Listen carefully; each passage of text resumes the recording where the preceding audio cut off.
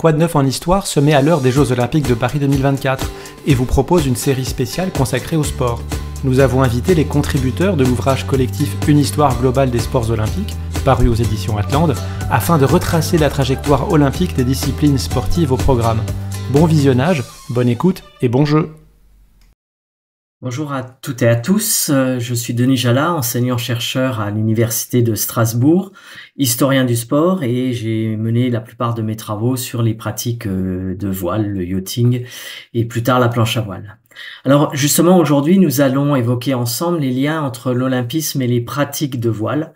Et pour débuter, je voudrais mentionner que les relations entre Pierre de Coubertin et les yachtsmen sont très tôt compliquées.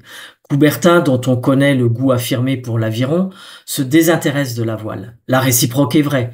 Il n'y aura par exemple aucun membre du très emblématique Yacht Club de France lors du congrès de 1894.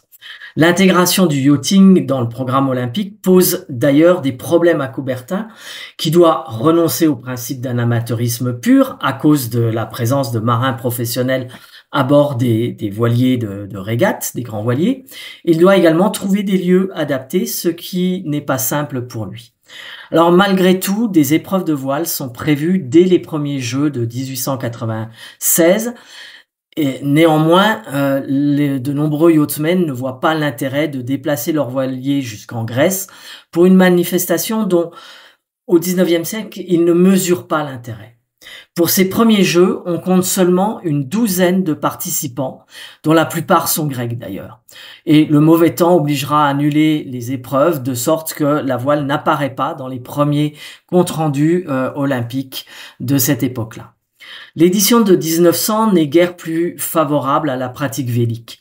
Coubertin ne prévoit pas de régate à la voile dans son projet initial, mais l'organisation de courses dans le cadre des concours de l'exposition universelle du commissaire Picard l'oblige à revenir sur sa décision et des régates auront finalement lieu à Meulan pour les petits bateaux et au Havre pour les unités plus importantes.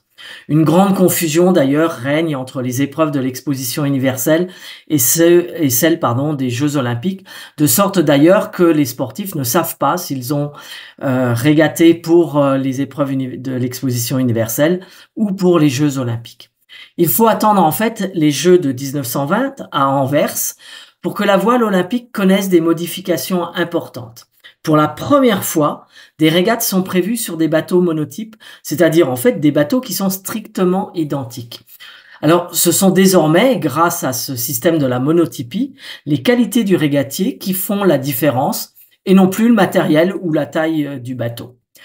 À partir de cette date, la multiplication des petites séries monotypes se poursuit au détriment des grands yachts.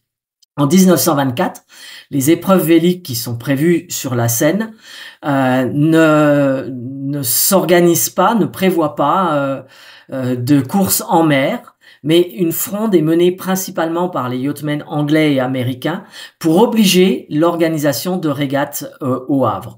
Il faut dire que les Anglais et les Américains sont plus habiles sur mer que sur rivière. Dans ces courses au Havre, c'est Louis Breguet, un célèbre avionneur qui remporte l'or en 8 mètres J, une des deux seules catégories qui est prévue en mer. Les régates de l'entre-deux-guerres participent à rendre célèbres quelques figures connues de la voile française. Parmi elles, Virginie Herriot, seule femme inscrite en voile aux Jeux olympiques de 1928, qui monte sur la plus haute marche du podium dans sa catégorie. Jacques Lebrun sera médaillé d'or en 1932 et l'on peut également évoquer Jean Pétel, lui aussi sélectionné en 1932, Jean-Jacques Herbulot qui sera classé 4e à la même édition de 1932 ou encore Charles Laverne.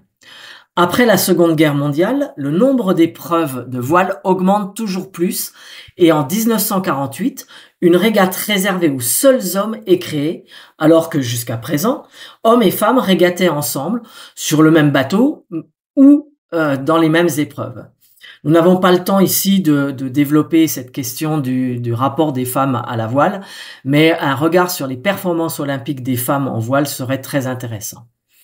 Alors, depuis les années 1980, il convient d'évoquer l'entrée des engins de glisse dans le giron olympique. Après de nombreuses tergiversations, la planche à voile fait son entrée en 1984. Les épreuves sont assez identiques à celles des dériveurs, et en tout cas, elles sont relativement loin des codes et des cultures développés par les premiers planchistes. Il faut attendre 1992 pour voir un Français, Franck David, obtenir l'or sur ce support. Une autre évolution importante a lieu dans cette même période.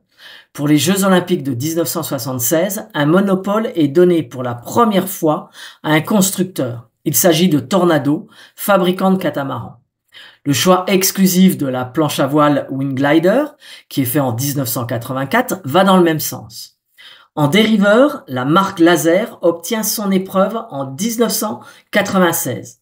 Ce système de monopole fait polémique, notamment chez les constructeurs qui sont écartés des choix olympiques. Mais ce fonctionnement confirme les liens très forts initiés par Samaranch entre le mouvement olympique et les milieux commerciaux. À partir des années 2010, des conflits apparaissent aussi pour la définition du type d'épreuve et le choix des supports. La question se pose de maintenir des épreuves sur des voiliers de conception ancienne, d'autant que des technologies innovantes, les ailes, les foils, se développent, rendant les planches à voile, mais aussi les dériveurs, les catamarans, de plus en plus rapides et les épreuves de plus en plus spectaculaires, modernes et belles à regarder. Les querelles, sont nombreuses qui conduisent très souvent à des revirements incessants, lesquels brouillent le regard porté sur la pratique vélique, notamment chez les spectateurs ou dans les médias. Les difficultés du kitesurf à devenir un support olympique sont emblématiques de ce point de vue. Alors pour conclure, on peut dire que les relations entre les milieux nautiques et l'olympisme ont été de trois ordres. Distante jusqu'en 1920, puis l'olympisme a été moteur de l'évolution de la voile dans l'entre-deux-guerres en favorisant la monotypie et la pratique du dériveur à un moment où la voile se démocratise, une démocratisation qui est relative à cette époque-là. Aujourd'hui, les liens sont très complexes et les enjeux très nombreux qui rendent très compliquées les relations entre les milieux nautiques et l'olympisme et ses valeurs.